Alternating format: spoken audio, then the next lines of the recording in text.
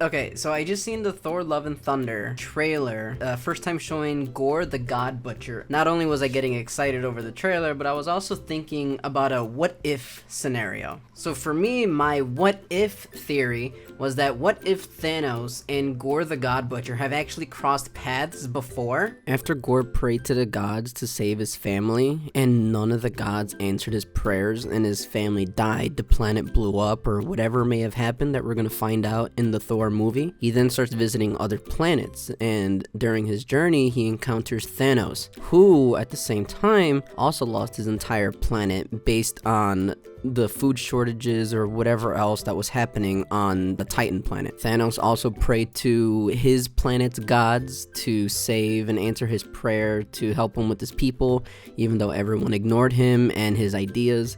So then he goes on that spiritual quest that we see in Infinity War to collect all of the Infinity Stones and to help alleviate the problem that not only his planet has been through, but also Gorr. The hardest choices require the strongest wills. They fight for a bit. Thanos then starts to understand that they're both victims of these gods that never answered their prayers to save their families and friends or their planet. So that's why they both take it upon themselves, but Gorr seeks revenge to eliminate all the false gods that he worshipped, that he was promised would answer his prayers, but they never did. The only ones who gods care about is themselves. So this is my vow. All gods will die.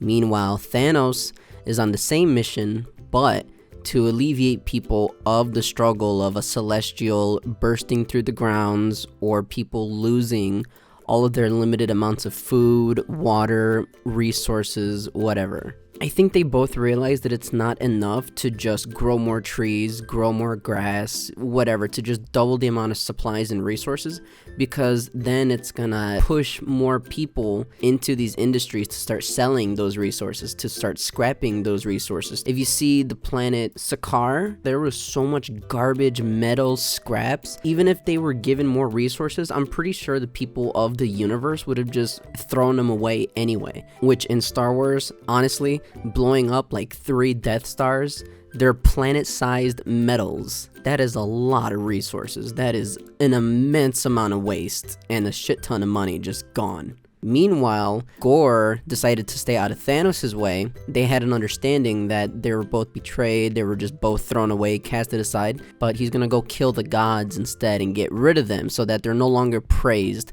they're no longer worshipped as these deities that answer prayers when they don't. And they failed both Thanos and Gorr at the same time. We have not abandoned humanity. They abandoned us.